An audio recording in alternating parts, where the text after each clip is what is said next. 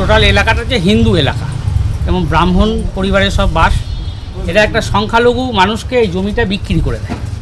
কারণ আমাদের এলাকা থেকে আমরা এই সংখ্যালঘু মানুষকে বসতে দেবো না।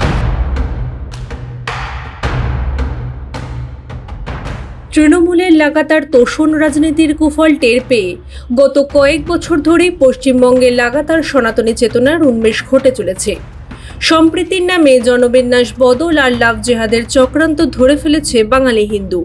খুলে গেছে বামেদের ধর্মনিরপেক্ষতার মুখোশ। তার স্পষ্ট প্রমাণ মিলল নিমাইয়ের মাটি নদিয়ার শান্তিপুরে। সেখানে হিন্দুর জমি গোপনে অন্য সম্প্রদায়ের কাছে বিক্রির বিরুদ্ধে গর্জে উঠলেন স্থানীয়রা। কোনো অবস্থাতেই হিন্দুর জমি অহিন্দুকে বিক্রি করা যাবে না বলে বন্ধ করে দিলেন সেই জমিতে বাড়ি তৈরির প্রস্তুতি। শান্তিপুরের দত্তপাড়ার বাসিন্দাদের পাশে দাঁড়িয়েছে হিন্দু জাগরণ মঞ্চ। সংগঠনের তরফে স্পষ্ট জানানো হয়েছে, কোনো অবস্থাতেই এই ল্যান্ড জেহাদ সফল হতে দেওয়া হবে না।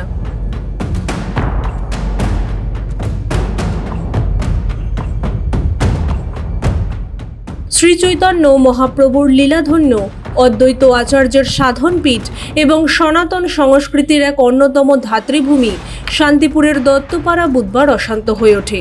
শান্তিপুরের পৌরসভার ৮ নম্বর ওয়ার্ডের দত্তপাড়ার করুণানিধি স্ট্রিটে যুগ যুগ ধরে বাস করছে বহু সনাতনী ব্রাহ্মণ পরিবার।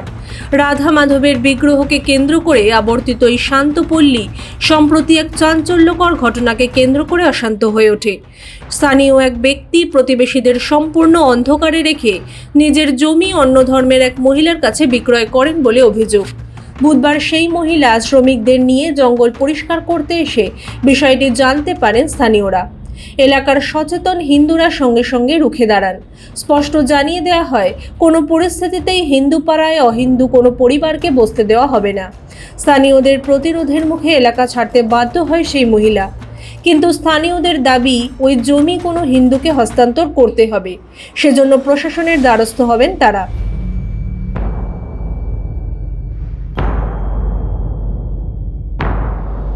এখানে একটা আমাদের টোটাল এলাকাটা হচ্ছে হিন্দু এলাকা এবং ব্রাহ্মণ পরিবারের সব বাস। এটা একটা সংখ্যালঘু মানুষকে এই জমিটা বিক্রি করে দেয়। কারণ আমাদের এলাকা থেকে আমরা এই সংখ্যালঘু মানুষকে বসতে দেবো না। এটা আমরা দীর্ঘদিন ওনাকেও বলেছি, যে কিনেছিল তাকেও বলেছি। কার মাধ্যমে বিক্রি হয়েছে?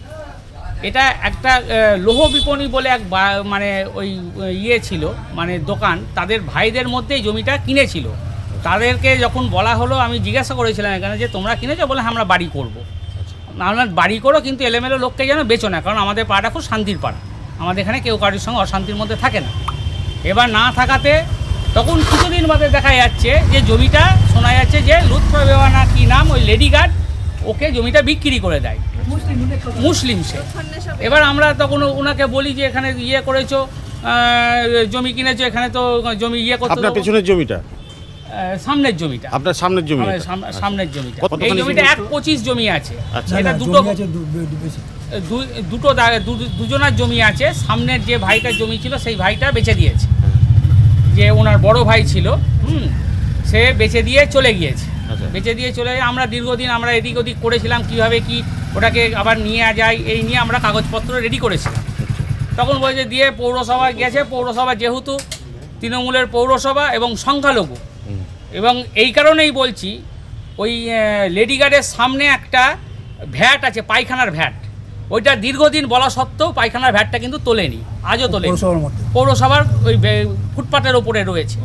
তা তখন আমরা যখন বলি যে এখানে জমি তুমি করো না, বলছে আমরা ক্ষমতা থাকলে আমি করে নেবো, দেখবো, এলাকার লোক ডেকে নিয়ে আসবে, অনেক কিছু বলে।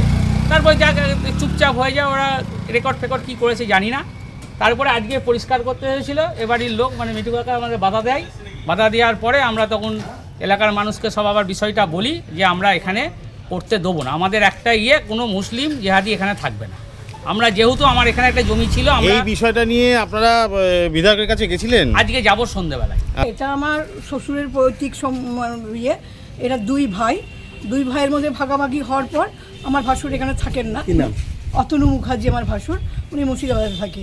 কিন্তু উনি যখন এই বাড়ি উনার অংশটা বেচে দেয়, বেচে যখন দেয় তখন আমরা কিছুই জানি না কি নামে বেচে, কার নামে, কার নামে বেচেছে, কি বৃত্তান্ত, কিছুই আমরা জানি জানতে না। পেরেছেন এখন? হ্যাঁ, আমরা যখন প্রথম লৌহবেবানির কাছে যে বেঁচেছিল তখন কবে রেজিস্ট্রি হয়েছে, কবে মাপদ্রব্য, তখন মাপদ্রব্য হয়নি। উনি কিনে যখন ওই লুৎফা বেগমকে বিক্রি করেছে, যেদিনকে মাপঝোপ হচ্ছিল তখন আমাদের পাড়ার একটা ছেলে এসে আমাকে জানায় যে বৌদি তোমাদের যে জায়গাটা বিক্রি হয়েছে, বলছে না আমরা জানি না। এই তারপরে আমরা জানতে পারি, জানার পর এদিক ওদিক সব জানানো হয়, পাড়ার লোককে জানানো হয়, পাড়ার লোকেও কেউ জানতো না। পাড়ার লোকে সবাই অবজেকশন করেছে, মোটামুটি সবাই পিটিশনে সই করেছে। দিয়ে তারপর এতদিনও চুপচাপ ছিল। আমরাও থানায় জানানো হয়েছিল, উকিলও ধরা হয়েছিল, সব কিছু করা হয়েছিল।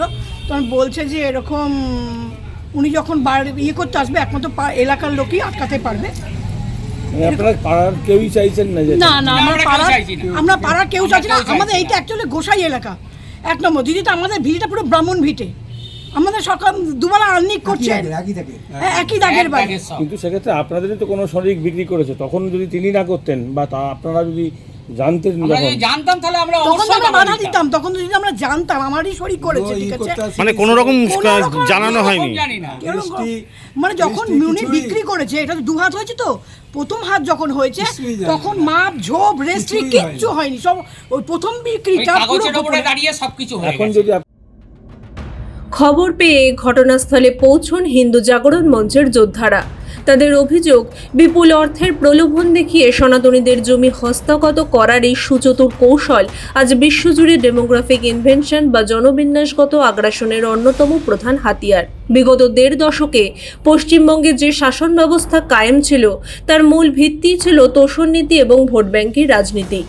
এই জামানায় একদিকে যেমন অবাধ অনুপ্রবেশকে মৌন সম্মতি দেওয়া হয়েছে, অন্যদিকে তেমনই সুপরিকল্পিতভাবে সনাতনীদের ঐতিহ্যবাহী অঞ্চলগুলিতে জনবিন্যাস বদলে দেওয়ার প্রক্রিয়াকে ত্বরান্বিত করা হয়েছে।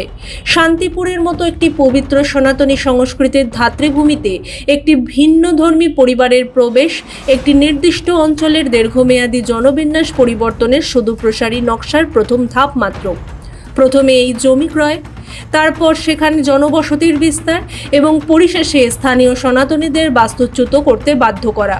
এই গভীর চক্রান্ত বাংলার বিস্তীর্ণ এলাকার সনাতনীদের অস্তিত্বকে গ্রাস করে ফেলেছে।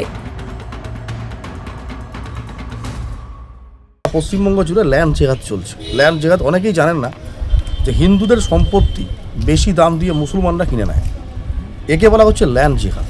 তো এখানে একটা ল্যান্ড জেহাদের ঘটনা ঘটেছে। একটা শান্তিপুরের কৃষ্টি সংস্কৃতি এবং শান্তিপুরের সনাতনী সভ্যতার যারা এবং সনাতনী সংস্কৃতির যারা ধারক এবং বাহকের মধ্যে অন্যতম সেই বাঁশবুনিয়া গোস্বামী বাড়ির স্ট্রিট। এটা সামনেই রাধা মাধবের বিরাট বিগ্রহ এবং ঐতিহ্যপূর্ণ রাসযাত্রা তাদের বিরাট ভূমিকা পালন করে। এমতো অবস্থায় এটা ব্রাহ্মণ ভিটে, পুরোটাই প্রায় ব্রাহ্মণের বসবাস। এই এলাকায় মুসলমানদের বাস আমরা মানতে পারছি না, তার কারণ এই জমিটা গোপনে প্রমোটাররা মুসলমানদেরকে বিক্রি করে দিয়েছে, বেশি দাম পেয়েছে বলে। তা আজকে যারা যে সমস্ত মুসলমান যাদেরকে বেচেছেন তারা আজকে এসেছিলেন জঙ্গল পরিষ্কার করে কনস্ট্রাকশনের কাজ করতে যাওয়ার কাজ করাবার জন্য। এমতো অবস্থায় পাড়ার যারা হিন্দু মানুষ রয়েছেন, মা বোনেরা রয়েছেন, আমাকে ফোন করে।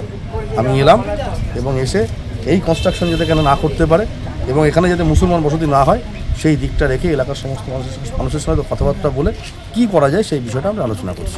কোনো স্বাক্ষর নেই, সম্পূর্ণ গোপনে হয়েছে এবং ল্যান্ড জেহাদ গোপনেই হয়। আপনি জানতেও পারবেন না যে আপনি একজন প্রমোটারকে আপনার জমি দিলেন, সেই জমিটা সে গোপনে মুসলমানকে বিক্রি করলো এবং এতটাই সুকৌশলে হয় এই বিষয়টা। এবং আপনি যে দামে কিনছেন, অর্থাৎ একটা জমি আপনি কিনতে গিয়ে আপনাকে দাম বলছেন 4 লাখ টাকা, আপনি না 4 লাখ টাকা না পারলে 8 লাখ টাকা আরেকজন দেওয়ার জন্য মুসলমান বসে রয়েছে। এই ল্যান্ড জেহাদ অর্থাৎ হিন্দুদের মধ্যে ঢুকে যাও, গিয়ে সংখ্যা ভিত্তি করো, দিয়ে হিন্দুদের পরিমাণ ছোট করে দাও এবং সেই জায়গা ক্যাপচার করো। শান্তিপুরের এই স্বতঃস্ফূর্ত প্রতিরোধ আজ প্রতিটি সনাতন বহুল অঞ্চলের জন্য একটি অনুকরণীয় দৃষ্টি। ভৌগোলিক সীমানা রক্ষার মতোই আজ প্রয়োজন আমাদের সাংস্কৃতিক এবং ধর্মীয় সীমানা রক্ষা করা।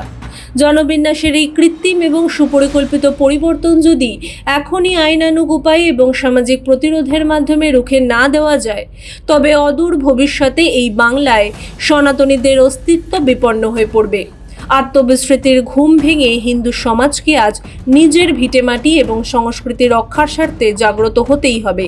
ঠিক যেভাবে হিন্দুদের জমি অন্য সম্প্রদায়ের মানুষকে বিক্রি করা আইন করে নিষিদ্ধ করেছে অসমের হিমন্ত বিশ্ব শর্মা সরকার, সেই পথেই হাঁটতে হবে পশ্চিমবঙ্গকে।